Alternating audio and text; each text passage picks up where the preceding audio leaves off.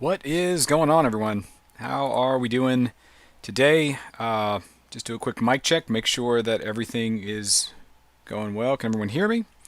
Is there no echo? Is everything right with the world? Good, awesome, thank you, appreciate it. Sorry if you got kind of confused with the initial stream. There should be another email going out to everybody because the first stream we had, I was doing the videos, and unfortunately, YouTube says, "Hey, we don't think you own that material, so we're gonna block you." They did they did warn me, like 3 times maybe, but then I just made another one. I didn't show the video, so that's kind of where we're at. So let's talk about it, right? So we have exam two, and the average I think for exam two is something like high 70s, maybe 78, 79. Not terrible. Pretty good actually. Exam two is objectively I think the hardest exam. So because you have to do math, and math is hard, and the big sort of the thing about this is to remember we're not going to have like a review of exam 2 because if I give you the test and it goes online, that's how it's always done in the past. If I give you a PDF or allow you to copy and paste it, inevitably you or one of your classmates post it to an online study site, and I have to make a completely new test, and that's annoying.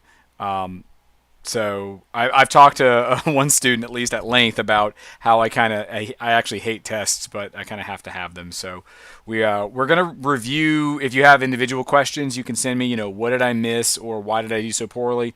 I don't mind answering those, but I won't let you see the test automatically. Um, let's see. Exam 3, I believe, is. Let me pull up in Moodle real quick. Exam 3 is on 9/28, so that is 3 weeks away, I believe. No, maybe a week away. A week and a day. I don't know how calendars work. A weekend, 1.5 weeks away. That would be exam 3 on next Wednesday. 1 week from now, we will address security in a lecture. So that's not going to be a very long lecture, and it will coincide with assignment 3, which will be also pretty easy. It's very straightforward if you just take some time and do it. So we'll take a look at that. And yeah, so by now you should have gotten an email that was sent to everyone in class telling you an IP address, a user, and a password that you should be able to connect to what I'm calling a stable VM for the class. And this VM is designed to allow you to connect to a Linux machine and run things without the need of going through HVCenter, desktop.southeastern.edu, or CMPS VMs or anything like that. You should be able to connect to this from your home Wi-Fi, from your home network, or Starbucks or whatever, on port 4422. So we're going to take a look at that right now. If you have any questions about the assignment, let's wait till after the demonstration. And this probably won't be the whole hour and 15 to do the demonstration because I'm really just going to connect to it, show you how to connect to it, advise you on some do's and some don'ts, mostly some don'ts. And then after that, we can answer questions about assignment 2. So I'm going to switch it over to this screen, which is very busy. When we talk about connecting to an SSH session, right? When we connect to a server, one way to do that is with SSH. SSH stands for Secure Shell. And it's a way of us getting the console, which currently we're launching via the VMware HVCenter vSphere app. But normally you wouldn't approach configuring a machine that way. You would use something like an SSH client, and you would connect to it remotely on a laptop or a machine that you just have access to, like a desktop, laptop, whatever. Here are some example SSH clients for Windows. Kitty and Putty are effectively the same. Kitty is actually a fork of Putty. We have MobaXterm and we have WinSSH-term. I use Kitty, but Putty is the same, virtually the same at least.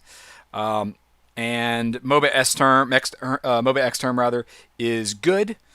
You need to make a decision on which one you're going to utilize, because I'm not going to play support for every piece of software out there. If you already have Linux or Mac OS X, you will be able to use just Terminal. So you don't really need to download one of these things. And I think, truth be told, Windows Terminal Preview may also do this. So you'll just need to determine what you can use. Again, here are a list of them. I found them by just Googling, if I was to go to like SSH clients Windows, I bet, yep, I would get an entire series of just examples. In fact, most of the things I just found. So I'm going to launch Kitty, so I'm going to just close out all of these, and on a separate screen it's going to come up. This is what Kitty looks like. This is also sort of what Putty looks like. And I am going to type in my information for my server. You would want to connect to your server. And again, this is going to be posted. It's not very relevant that you look at this right now. You do need to look at this later, though, right? So I'm going to type in my IP, and then for port right here, the normal SSH port is 22. But everyone in the world knows that, and especially China and Russia and all the bad people out there.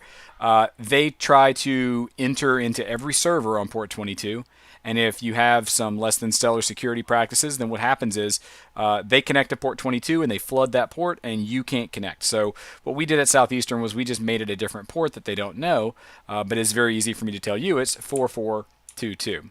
So you type that in, and then you hit open, and it may ask you to confirm a certificate. It may not. Make this a little bit bigger so everybody can see it. I'm going to log in as, let's see, my CMPS 315 user. And whenever I type in the password, I'm going to be greeted with this message of the day screen. Notice we are running an older version of Ubuntu, but that's not really that big of a deal. It says that I've got some packages that need update and a security update, and it says that I can do an upgrade right here. I recommend not doing that upgrade, because if I can't grade it or something changes and it breaks your VM, I'm going to ask, why did you upgrade? That's not really the point of this class, so don't do that. The very first thing that I'm going to do with this is clear the screen. I'm going to make that easier to read. The very first thing that I want to do with this, I'm going to adjust my volume because I see it peeking out. The very first thing that I want to do is I want to change my password from that initial password to a different password, because that's the password for every VM. And if you access someone else's VM and they haven't changed their password, then that's bad on them, but it's also bad on you, because I'll see exactly who's doing what, and that'll be less than good for you. Really less than good for either people. So the very first thing we want to do is change our password. The way that we do this is, as we are logged into our Computer Science 315 user on our Computer Science 315 host named VM, we are going to type in PASWD, and this is a password change. So we're going to click that, and it's going to say changing password for that user. What's the current password? So I'll type that in, and then I'll enter a new password. So I'll just put something arbitrary. And now, congratulations, my password is updated successfully. And I'll be able to detect this on my end on my workhorse VM. So don't wait on doing this. As soon as you are reasonably able to change your password, change it, and change it to something that you will remember. This is critical. Don't change it to something to be extra super major secure. I can't tell what your password is. I'll say that again. I do not know. Whenever you type this in, I will not be able to tell what password you typed in, unless you like, do something like this, and you hit enter, and you're like, oh wait, I wasn't typing that. Well, now I could tell, because it's going to be in your history right there. Don't do that, but I won't be able to tell what your password is. So if you need to make it that one password that you always make everything that you shouldn't do, but you do anyway, I'm not judging you. Just do it so that you don't forget it. Because if you forget it, that's going to be a problem, because then you're not going to be able to connect to it. You're not going to realize you can't connect to it, or you think maybe you're doing something wrong, and then you're going to wait, and then you're going to contact me at the 9th hour or the 11th hour, and that's going to be a problem. So let's not do that. Just use a password that you will remember. but change it. Do not make it the same password. So this is a VM, right? We can look at it. We could see that this is a VM where I've created a lot of logical volumes, kind of like the second assignment, right? We have a root volume group and a root logical volume user, opt, home, var, and temp logical volume mounted to the appropriate spaces. We are using a decent amount on user and on root. So if I was to maybe look at VGS to see how much free, we'll notice that I can't do that, right? Because I don't have permissions. That you look at it and you say running as a non-root user. That means that we will need to be privileged in order to access that, right? It says permission denied. So rule one, whenever you get text like this, you go, oh, I can't do it. I don't know how. Just read. Just read this. Because chances are when something fails, it will tell you why it failed if you just scroll through and read it. That's not to say don't waste your time contacting me. Just understand that if I look at it and I go, oh, it says so in the words right here and here and here, I'm it's going to be a little frustrating. You're wasting everybody's time. You didn't get to do the work as fast as you could have been, and I had to waste my time looking at it to tell you, look at the words. So the way that we deal with that is sudo, and then I'll type in VGS, and it'll ask me for my password. So I'll type in that password that I just changed it to, and we'll see that while we have a 20 gig or 19 and a half gig disk, we have 13 gigs free. This is for you to expand things as needed. Not as you want to, right? Like this 13 gigs has a place later in the course. So if you're doing something and you need an extra gig or extra 500 megs, that's fine. Add a little bit. Add 100 megs at a time. But don't just give 13 gigs to root and say, oh yeah, that's good, because we need some of this space later for a different assignment. So just understand that it's there. It's not meant for you to just use all of it. But let's cruise around this. Let's see what we got. So we got a standard layout for our partitions or for our volumes. There's nothing really going on with this VM right now. You will be required to do things with this VM later. If we wanted to create a file, right? So I'll go back to my home CMPS 315 place. I could see that's where we're at. And if you're ever curious about where you are, I'm gonna hit clear. You could just do pwd, which is present working directory, and it'll tell you the absolute path of where you're at. The absolute path is starting with a slash and going all the way down to the directory that you are currently in right now. So if I wanted to make a file, I need to be able to edit files. I could either use VI, which is I used to teach VI, like I used to teach with VI, but it got really complicated because people wouldn't understand what certain things did in VI, and admittedly you need an entire poster of commands in order to fully realize VI. So I've changed over to Nano. So we're going to use Nano, and I'm just going to say test.text or something. And we'll see that we're now in the Nano editor. And we see down here, we've got a bunch of commands down here. These are, I have a mouse to highlight things, but just understand there's no mouse support in this. So whenever I highlight something, all it does is copy it to my clipboard. If I right click, it'll paste it, from the clipboard, but it doesn't actually select anything, with the exception of, I think, it may work here. No, I think maybe top or htop will do that. So if I wanted to start writing something, I don't have to hit any special keys. All I have to do is just start typing, and it'll be there. And if I wanted to exit, exit is down here, and it says it's got $X. The caret is symbolizing the control key. So if I wanted to exit, I hit Control X, and it's going to ask me, do you want to save the modified buffer? All it says is, do you want to save your changes?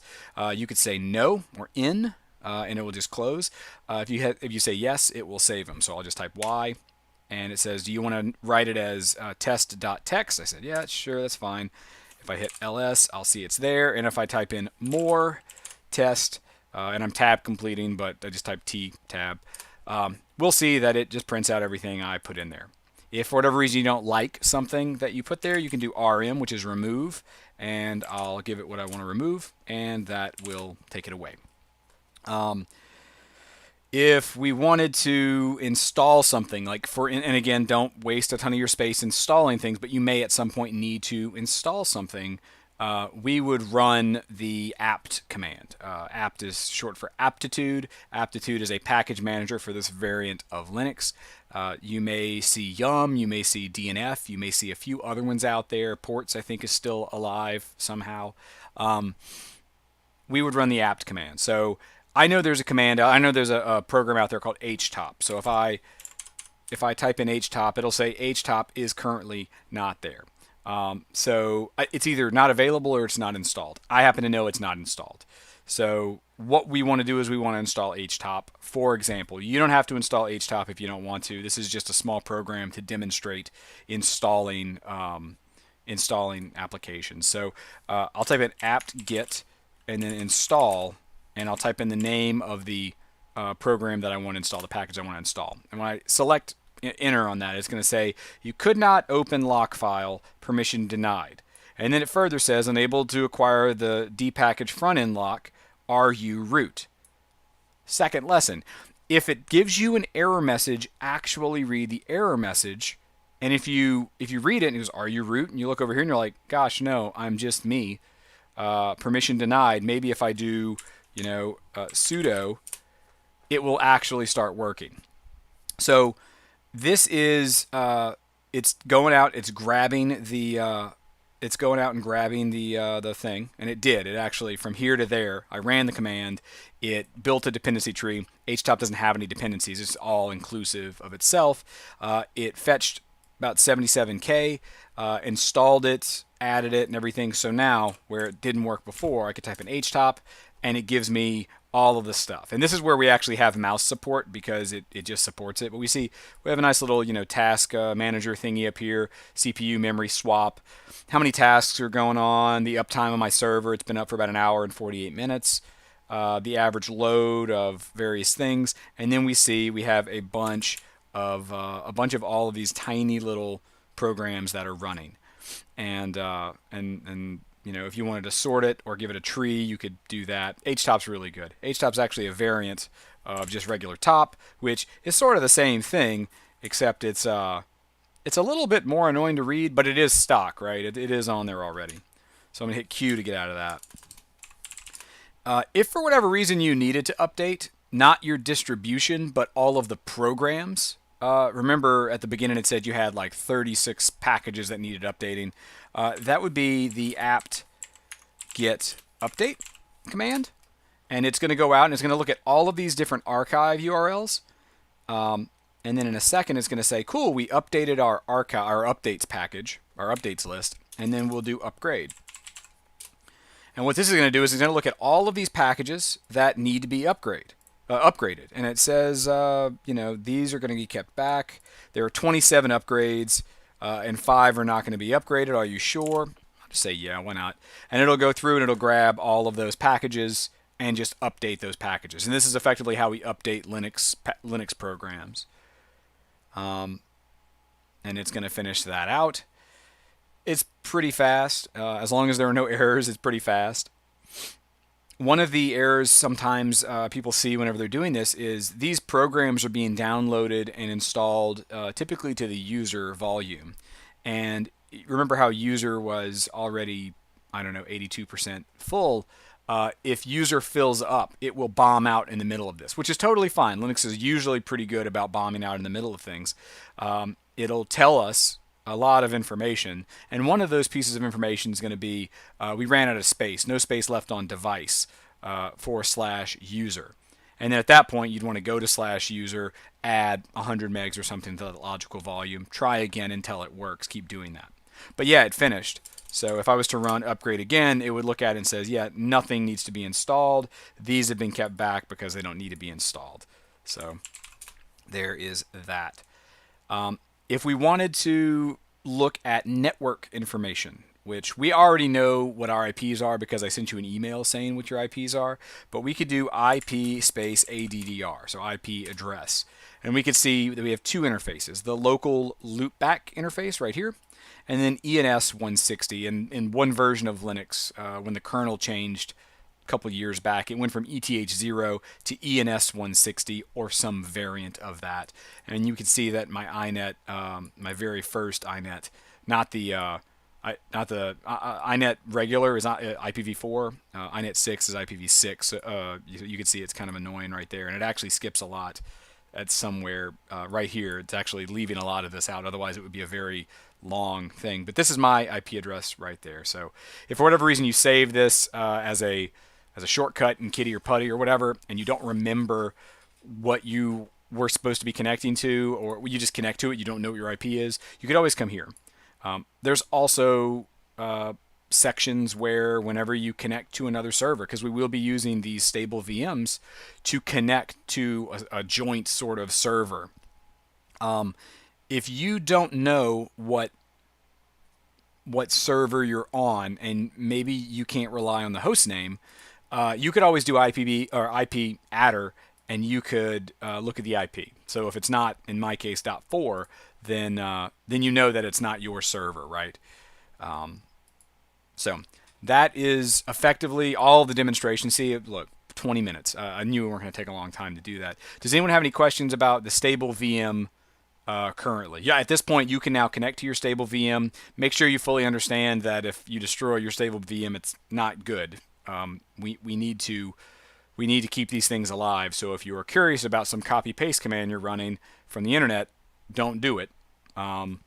There's no snapshots or anything on these, so these are pretty volatile at the current time. And I may do snapshots, but I'll let you know if I start doing them. Usually it's more to manage, and it's kind of a pain. But do we have any questions about the stable VMs? Connecting to them, dealing with them in any way? First thing we're going to do is change our password, remember? So for the CMPS 315 user. And then we're going to finish assignment 2, and we're going to, let's see, so don't trust sketchy guy number 3. I don't understand what you mean by that. So maybe you can elaborate a little bit about that one. I'll wait a little bit. Also, if you're connecting and you see like a do you accept this certificate, go ahead and accept the certificate this time because oh, yeah, sketch guy number 3. Yeah, his copy paste commands, I mean, they may be great. They may work and it might be great. You need to understand what those commands are doing. Don't just take it on faith. So assignment 3 will all be done on this. Yes, it will be done on this and a combination of the joint server that I will, I'll send information about that in a separate assignment or a separate announcement. So you won't have to connect through the way that we're doing right now with the Horizon client and then the vSphere client. That's just for assignment 2. Assignment 3 and assignment 4 will be utilizing the stable VM and the joint server. So yeah, this moving on, we're moving past assignment 2. This is what you'll be using, which is why we can't junk it all up, right? We got to make sure that it stays online, it stays running.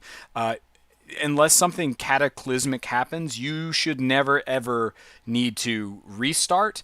Well, I say that you should never have to shut this thing down, because if you shut this down, you cannot start it back up. I will have to start it back up. So don't shut this down ever. You may need to restart it to fulfill or to test some of the requirements of assignment 4 when we get to it. But I'm going to explain kind of how we can test that otherwise. So any other questions about, well, honestly, at this point, about our stable VMs, about assignment 2, about assignment 3, any questions?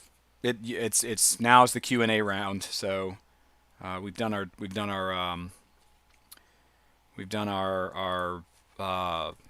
demonstration part. So if you don't have any questions about, or you don't want to stay on for any questions about assignment 2, stable VM, or assignment 3, then I guess that's it. You could leave. But if you have questions, go ahead and put them in the chat so I can answer them.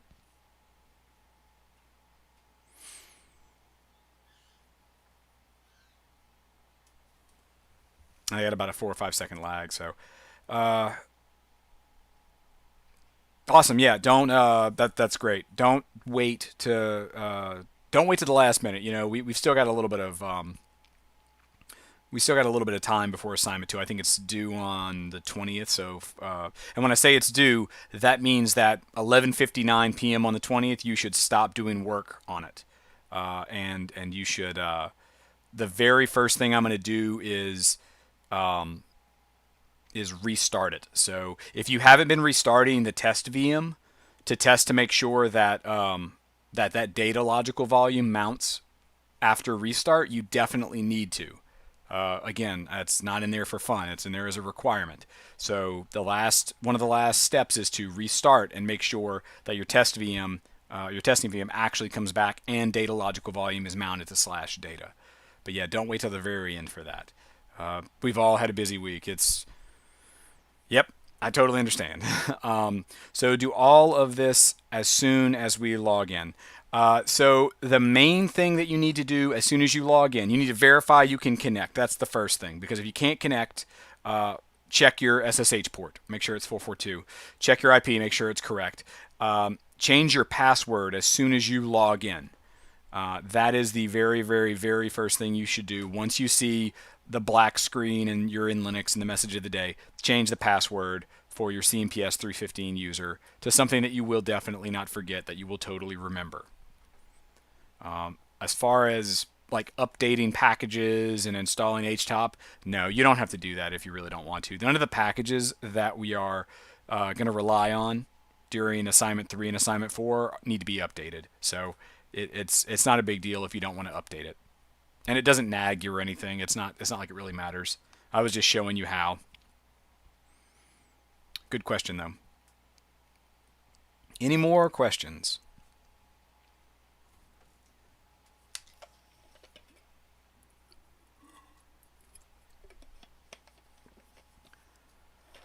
Yeah, so the question is, or the statement is, I know you addressed this in the email, but everyone got the error for ejecting the ISO question mark. Thought I did something really wrong.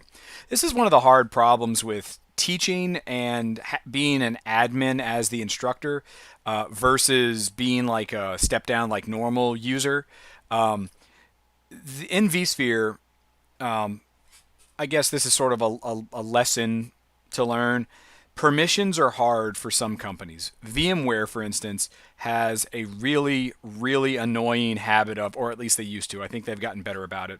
They have an annoying habit of not having granular checkbox type permissions. So if I wanted you to be able to give everybody the ability to eject, not change the where the ISO is being or where the CD-ROM is pointing, but if I just wanted to leave where it's pointing, the ISO, for instance, and I wanted to have it so that you can just disconnect it on power on. That is not something that's easily done. I have to give you full control over data stores in order to do that. And if I give you full control over data stores, not only can you eject the CD, but you can delete the ISO for everybody. So that's kind of a lot more of kitchen sink than I wanted to give everybody, because while it might not be intentional, it might be accidental, and at the end of the day, the ISO is still gone. So yeah, the right way to handle that is to just select client device, because VMware actually has the ability to use your physical CD drive that's in your laptop, assuming you have a laptop from the past. You can take your physical CD-ROM and it can actually like virtualize it and share it out to your VM.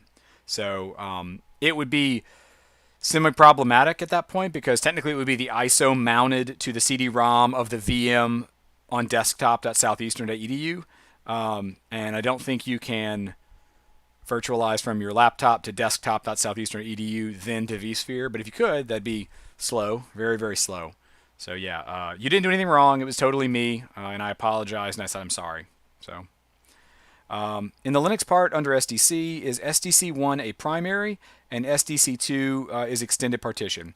So let me just verify from the assignment documents, but SDC1 is definitely primary. That is where you're going to put /boot. Remember, boot, it can only exist on primary partitions. And as far as extended partitions, it may be. So let me just verify. So SDA2, here's the thing. I say SDA1. Oh, I'm sorry, you're saying SDC1. So both of them could be primary. Also, both of them could be extended. It doesn't really matter. I do say SDC1 and SDC2, but that is less than specific or overly specific assignment requirements. If you make SDC1 a primary and SDC2 an extended, and then the next one will be a logical, it would be SDC2 as the extended, and then SDC5 as the logical partition. You won't get points off if it says SDC1 and SDC5. That's not going to matter. So yeah, just as long as you split SDC into two physical volumes, two partitions to be used as separate physical volumes, that's all I need from you on that one. So that's a little too specific, and I'll try to, in the next version of the assignment, I'll edit that and I'll make it a little bit, I guess, more vague. There's some stuff we have to figure out on our own for assignment 2, right? Well, no, I don't think so. I think I've done, with the exception, you know what, you're right on maybe one thing. With the exception of booting to setting something to mount after a restart to a logical volume, or to a volume in the file system, I showed you everything else. Right? I showed you how to partition something using fdisk. I showed you how to import that partition space into a volume group. I pointed you in the direction of new volume groups, create volume group, create VG, create LV, things like that inside of Linux. We definitely showed all the logical volume and LVM creation inside of the installer. I was pretty strong about don't do SDB and SDC stuff in the installer, right? We don't want to mess with that because I will check the timestamps on when they were created, and all the stuff in the installer is the exact same timestamp, and the stuff that's created in Linux will be a different timestamp, and you can't really fudge that. The only thing that needs to be really sort of sorted out that you need to test is you need to be able to verify that you can mount something on like for restart. So if you whenever you mount, say, data logical volume to /data, that doesn't persist across a restart unless you add an entry to your file system table, which is fsstab, located in your /etc directory.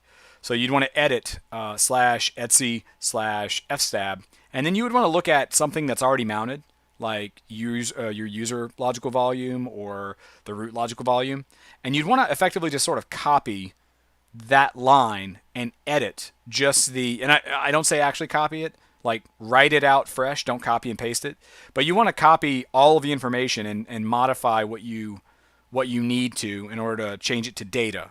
So that, instead of root VG and root LV, it'll be data VG and data LV. And instead of just slash, it'll be /data. But everything else will be the same on that line. So you just have to figure out how to go in there and edit that. And I just showed you on this today on how to use Nano. You could use VI if you're brave. You could use Emacs if you're stupid. You could do a lot. But yes, there's a few things that you have to figure out in that you have to do them, and I have not shown you how to do it. But in the other video, I think I did describe it, and in this video, I certainly just described it to do that. So, did that answer your question mostly, or partly, or not at all?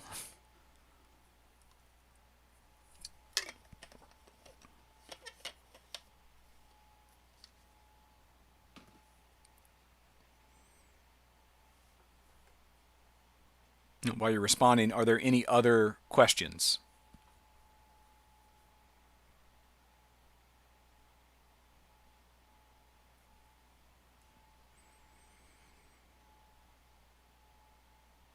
We'll give it a minute, see if anybody has any of them. Again, if you don't have any questions, you can leave. If you want to stick around for the rest of the questions, then that's cool too.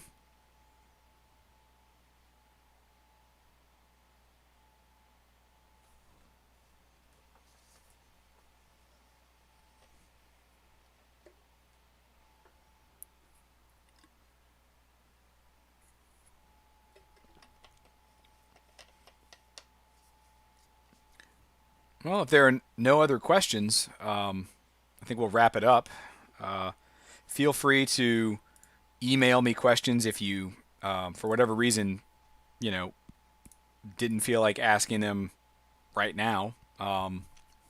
This video will be posted. Hopefully I can trim it up and it'll post really fast. Definitely do not wait to start on assignment 2 if you haven't already begun. Also, make sure that you are testing with your testing VM, and then whenever you have 100% confidence that you can do this correctly, do it on your assignment VM. I won't reset the assignment VM, and it'll be up to you to pull it out of the fire if you explode it. That's why there's a testing VM. Remember, the testing VM, it resets after being off for 15 minutes, but it only checks every 5. So depending on when you shut it down, and it's got to be completely powered off, depending on when you shut it down, it might take upwards of almost 20 minutes to fully reset. And there's actually a clone time. If you go to the summary tab on the VM, there's a clone time that will tell you the last time it was reset. It'll be blank if it's never been reset, and then it'll be the most recent reset time if it has been. So definitely check that out. Also, don't forget to do your community discussion. There's throttling on that. I've said it in at least 2 or 3 of these. Don't wait to do that. So awesome, good. I'm glad that it answered it. All right, well, I'll stick around for about a minute. If nobody has any questions, I'll drop the stream. But if somebody has a question, go ahead and answer it or ask it, and or send me an email if you don't want to right now for whatever reason.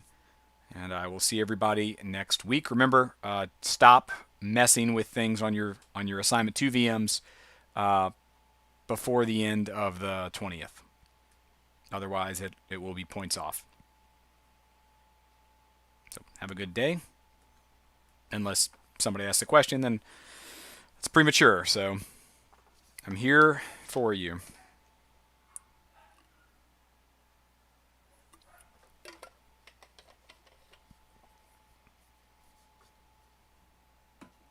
At least for a few more seconds.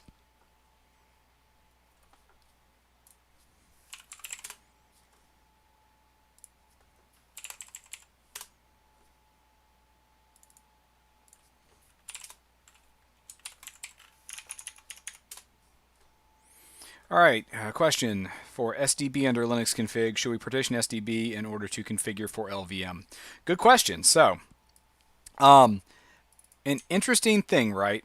If you looked at the assignment requirements, this is, I mean, the answer is if you did partition it, per the requirements, yes, you have to. You have to partition it so you can use it as a physical volume. If you were to ask me, do you actually have to open fdisk to partition it? The answer would be only if you don't know how to just add it without going to fdisk. See, SDB is interesting because we're not doing anything to it other than adding all of that potential space to the root volume group. I think we're doing root volume group on that one. Hold on, let me make sure. Yeah, so oh no, that's data volume group. Okay, so all we're doing is we're adding 100% of SDB space to data volume group. Because we're adding 100% of a physical volume, a hard disk or something, to one location, one destination, we can actually use that VG extend command or that PV create command to like fast track creating that physical volume. Like you may even try to do VG extend and then give it /SDB or /dev/SDB. See what it does. It might just take it. And if it does, congrats, you skipped a step. We can't do that with SDC because we have to cut it right in the middle. But we can certainly do something like that with SDB. If not, you may have to do PV create /dev/SDB and then VG extend /dev/SDB for that. So it just sort of depends on what it accepts. Did that answer your question a little bit?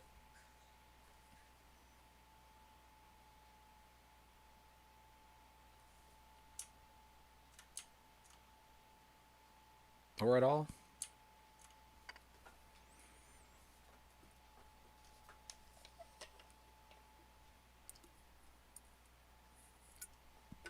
Awesome. Yeah, it answered it. Good. All right. Any other questions? I see we got one person logging into their VM. Let's see.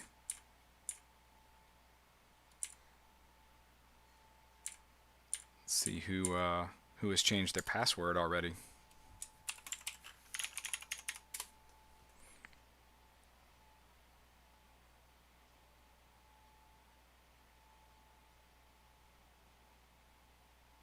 And we got one or two. That's good.